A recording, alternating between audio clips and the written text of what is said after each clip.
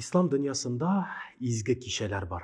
Hem büyük izgi kişilerden birisi o Raib kişisi. Peygamberimiz Aleyhissalatu vesselam hadislerin birisinde ayta Raib kişisinin izgilikler bilen mol kılığız. Raib kişisinin tövbeler bilen, dualar bilen mol kılıp Allah Teala'nın rahmetine iya bulığız deyip ayta. Günlerden bir günü Peygamberimiz Aleyhissalatu vesselam yanına bir ulu yaşında bir kart kile. Hem soru bire. Ya Resulullah, min tolu ayını orazalar bilen tutura almam. Her bir günü oraza tuta almam isenligim yok. Amma da lakin Racep ayının sevaplarına, nuruna, bereketine iyi bulasım kile. Peygamberimiz onlarga cevap kaytardı. Birinci günlerde, ortada hem ahırında Racep ayının orazalarını tut. Hem tulu ayının sevaplarına iyi bulursun alabilirse. Amma da lakin şunda da birinci cuma aldından bulgan kişini izgilikler bilen mol kıl ol Raib günün bereketi büyük zor deyip Peygamberimiz Aleyhissalatu vesselam haber ite. Hürmetli cemaat, biz de sizden bilen kilip jitemiz şu izgi Raib kişisine.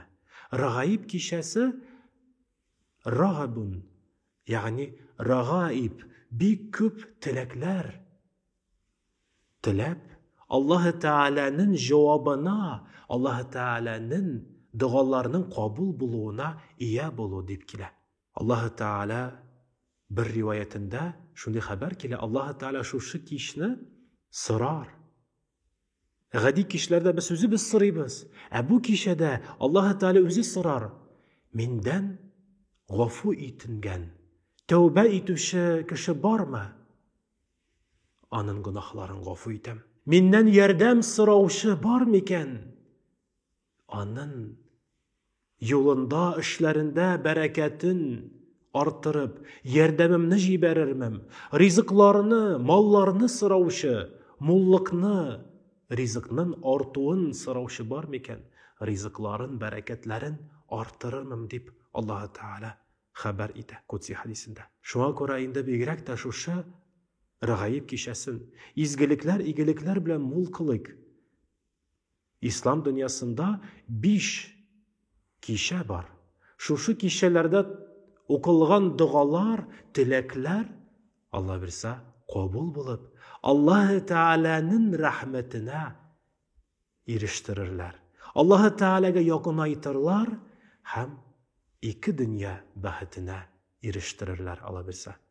Allah Teala şu izgi kişini Racep ayının birinci cuma aldından bulgan kişini atna kişin izgilikler bile mol kılıp şatlanıp siyinip bu dünyada hem kilesi ahiret dünyasında onun neticesini görüp şatlanırga, siyinirge nasip eylesin.